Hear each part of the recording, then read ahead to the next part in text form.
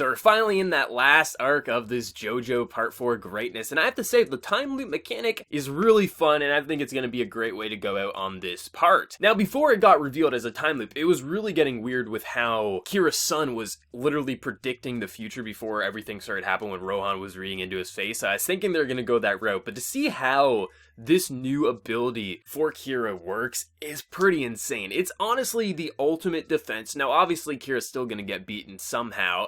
I mean, this is all a time loop, so eventually they're going to be able to predict a pattern that's going to work for them. Somehow probably get this miniature version of Killer Queen out of Kira's son there, but it's damn cool to see how awesome this new bomb is it can go into a miniature version of the stand and pretty much live inside people's eyes, and he puts it into his son's eye, and apparently if he says anything about Kira, if he writes anything down, if someone even asks him about it, or in Rohan's case, looks in without permission, it will detonate, kill the person doing it, but the ultimate ability of it is that it will reset from, I think it's between an hour to a day, depending on how far it needs to go back, so it keeps resetting in the morning. So it's like, holy hell, this is amazing. Now, there would be a way for them to stop it, in my opinion, if he could somehow get Josuke and the rest to know about this ability, but he can't say it. But if they could discover it by themselves without the bomb recognizing that they did, then they might be able to figure out a pattern themselves. But currently, it's just the ultimate defense, watching how smug Kira is looking like,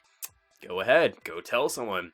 I don't care, I got a new look, I'm looking fresh as fuck. I loved it. I thought this new ability was cool, and I really liked how it happened where Kira's freaking out. He has to kill the kid, he freaks out, doesn't know what he's gonna do, and his father's talking to him, and then the arrow just goes straight into his arm, and I'm thinking, really, like, what's gonna happen here? Because I thought it was gonna kill him. To be 100% honest, despite this being the end, I thought it was gonna kill him, and then he would get revived somehow with it. It'd be a new stand or something, they twist it like that, but no, they just add on to his stand.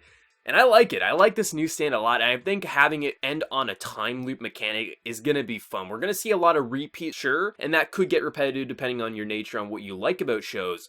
But for me, this is gonna be a fun way to go, especially with seeing how much we're gonna see people die and then reset and how it's gonna loop. I do find that this season of JoJo has the least sense of danger for our main characters, mainly because when we have a stand that can literally heal anyone after they die besides his own self, it's like, well, I don't see any of them dying. Now, if they do, cool, that's all well and good, but even without the real sense of danger for our main cast, it's still exhilarating nonetheless. I mean, I thought Rohan was going out there, and when he 100% honest, I was like, wow, they actually killed Rohan, but then the time loop, so I don't see any of the main cast dying. Possibly they could if they happen. Excellent. But it just doesn't feel like there's a huge sense of danger for our main cast. Kira's obviously gonna get killed. I mean, I don't see any way around that. And I doubt his son or even the wife is going to get killed. I mean, maybe there'll be a sacrifice there, but I doubt either one of them are going to die. But I do like this ending on a time loop. I think it's a brilliant way to end this season of JoJo, and it's just the ultimate defense, at least for now. But one thing I have to compliment is how damn good this episode looks. Now, JoJo has really high moments. It has really low moments. It's a long-running show. I mean, this season is pretty much, I think it was like 4 seasons straight. I mean, it's gonna have, bumps along the way. Actually, I think it would be 3 seasons for this part. Nonetheless, this episode, it had a lot of close-up shots, and damn did the character models look good. I really liked the design choice they took of this episode. It was brilliant, I thought. I mean, there's obviously some shots where it just looked okay or mediocre, but there was a lot of high-quality shots, I have to say. I really enjoyed the artistic direction of this episode. The episode was freaking fun, I have to say. I'm glad we're in that final arc now. We've had a lot of fun with side stories, one-off adventures, and I know some people weren't a fan of part 4 because it wasn't only focusing on Kira. That's why I thought this part excelled, is we got more than just the big baddie.